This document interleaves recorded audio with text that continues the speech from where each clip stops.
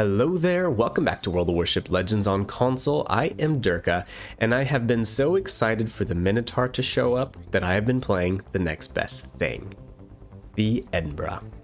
If you have not made your way up the British light cruiser line, you are really missing out, as Fiji, Edinburgh, and Minotaur are all powerhouses when played correctly.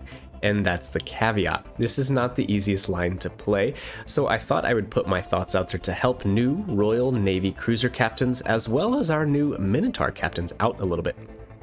In the background is a game that you will have to see to believe. We kill 7 reds and earn a basket full of medals. So sit back, relax, and let's break this game down as we learn about Royal Navy light cruisers.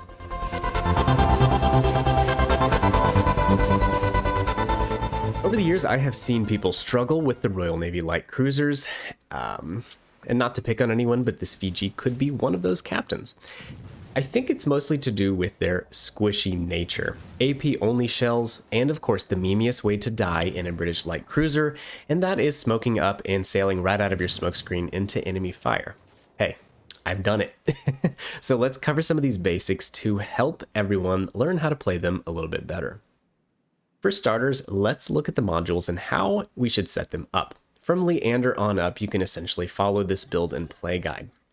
Edinburgh is a little more unique in the game because it's actually decently armored. It has some pretty good armor, but more on that later. So slot 1. Turret traverse is not an issue with these ships, so go ahead and put aiming systems mod 1 on there to help clean up the dispersion. Slot 2, you will note that you cannot put a prop mod on here, and that is because these British light cruisers already have a propulsion mod built in. They accelerate very quickly, so you go ahead and put Sterring Gears on there. Slot 3, for Fiji, Belfast, Edinburgh, and Minnow, you have a choice. You can either buff the concealment a little bit, which is it's already pretty good on these ships, or you could add a little more rudder shift if you like to play as an Agile cruiser. And finally, in the slot 4 on the higher tier ships, main battery mod can boost your DPM a little bit. So, remember when I mentioned sailing out of the front of your smoke screens? These ships accelerate very quickly, so if you're not paying attention, that is exactly what will happen. And so I take a lot of unnecessary damage here because of that one potato mistake. We'll talk more about the smoke screens a little bit later. When it comes for options of modules, you could use defensive AA or sonar. Personally, I would always choose sonar because destroyers are far more prevalent in Legends than carriers, and I consider one of my main jobs in this ship is to hunt and kill destroyers. Farming damage from smoke is fun, but killing enemy destroyers wins games. Speaking of sonar, it will help keep you safe from enemy torpedoes while using your smokescreen. You also have heals that are very good, especially at the higher tiers. You can heal an immense amount of damage. Minotaur, for example, can heal 50% of some damage as well as 50% of Citadel damage, so the first heal or so is actually quite powerful. Legendary tier, and at tier 7, you have the option of your smokescreen or radar.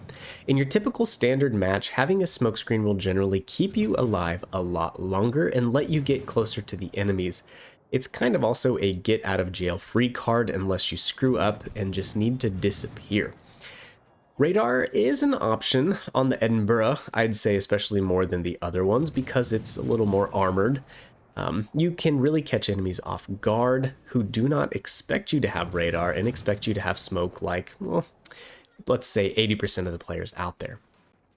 In a ship like Minotaur, though, with 16mm plating, it can be a bold proposition to be a radar minnow. So keep that in mind. Okay, on to the commanders. Let's keep it really simple and straightforward, though. Tenet would be your choice for a mobility commander for an Agile cruiser. Fraser would be more for damage output, and the Azerlane Belfast commander, if you had her, strikes a pretty good balance between both, with flank speed and good gun buffs.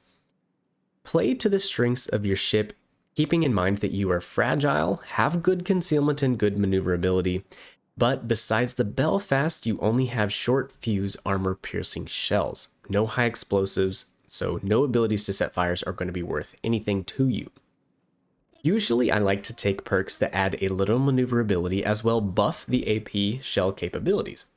As you will find out, if you get in a position with a bow and target, simply spamming AP is not going to work very well. Having good AP penetration is a must. That can include perks like Piercer, Punch Through, and Yamamoto as an inspiration, of which in this game I'm using all three. Refill Station also helps DPM, but I think you're better off with Fully Packed because it will give you a third heal, a third sonar, and a third smoke.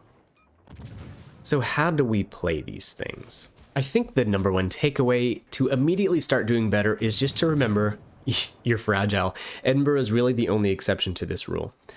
You are very vulnerable to battleships and heavy cruisers. Generally, taking them head on is not a good idea. I say that as I open water shoot in Iowa. But I knew he would never get his guns over here before I was able to kill him. But your best bet is not to confront enemies head on. For starters, at the beginning of this game, you saw what the Fiji did and what I didn't do. Not to pick on that player, but that is the quickest way back to port, is to simply rush straight in. So I played a little cautiously with island cover until I could see how the enemy ships positioned. If you are not patient, you might struggle with these ships. The second thing, smoke and spotting. You are unique as a Royal Navy light cruiser because you have smoke screens that you can deploy.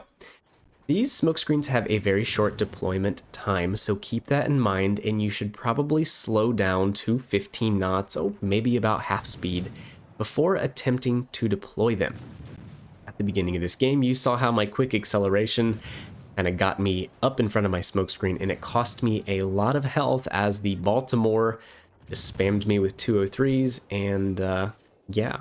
It's possible without that one simple mistake, the end of this game could have turned out differently, but I don't want to spoil anything, so we'll just keep going.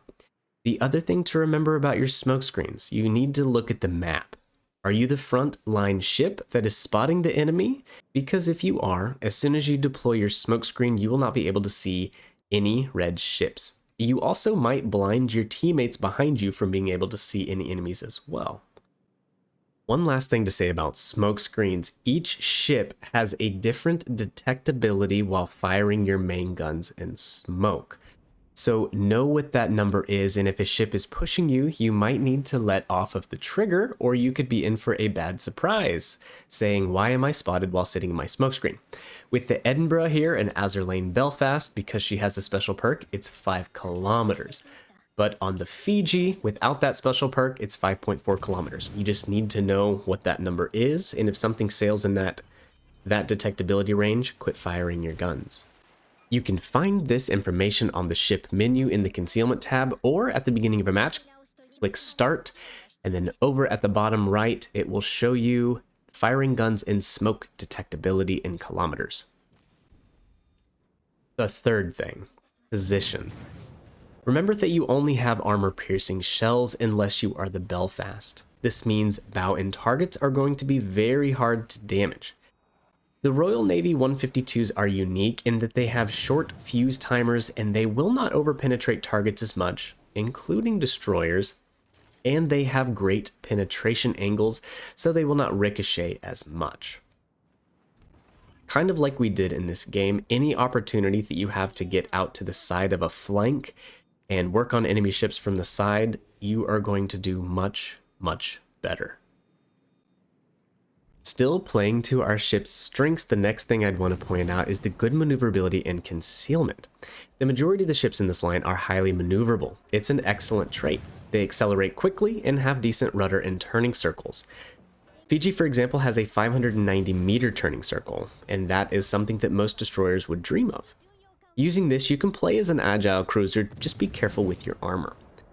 Mostly, I like this maneuverability in in-game situations like this, where you can get in close and start being kind of aggressive. The Suzuya, it's a light cruiser, so I wasn't too afraid to brawl with him. I did try to keep the speed up so that he couldn't get the rear of his ship towards me, because that's the only way he could get torpedoes off. And with a Kagera like this, now is my opportunity to get him out of the game. And with 30 seconds of sonar, we just need to rush in there and get him. All of the traits we just talked about make this line of ships very, very deadly to destroyers. The concealment allows you to get in close. The maneuverability helps you change direction to avoid torpedoes. And the short fuse AP shells absolutely decimate destroyers because you do not overpenetrate their hulls. You get pin damage and it hurts, as the Kagero just found out. This is why Minotaur in the right situations should really help balance out legendary tier, because it's a very formidable destroyer hunter. I think some of these legendary tier destroyers might find themselves in a world of hurt when a good Minotaur captain is in the field. Okay, a last few miscellaneous stuff to remember about these cruisers. They do have the option to single fire torpedoes. Just simply click X and you can single fire them like the Jervis, Lightning, and the other destroyers in that line. Don't get too caught up on single firing, especially in brawling situations, as it can take a lot of time away and be dangerous. The next thing to know about these cruisers, they have pretty good AA, rivaling American light cruisers. The Minotaur is no exception, and it will eat red planes for breakfast. So that's just kind of a little synopsis of how I play light British cruisers and kind of how I found success with them. So in this game, what has happened? We do have 7 kills, which is how many kills I said that I got, right? Right. We do kind of flub up the end here, and it is against a Georgia, which would be the one of 2 battleships in the game that can overmatch the bow of the Edinburgh, the Yamato and the Georgia. So it's a very dangerous ship, and I was thinking about how I wanted to get this guy. Now, the Georgia is fast, so my thoughts were that he was going to be sailing out to sea because he has a big points lead. There's no reason that he needs to win harder, but turns out he was sailing directly towards me. Now, this is where I screw up. These British light cruisers, they don't stop very quickly at all. They just kind of keep creeping forward, creeping forward. Had I got stopped a little bit sooner back there, after I dodged his shells, I would have had him dead to rights. Easy 8-kill game. But because we kept gliding forward, my guns weren't able to clear the island.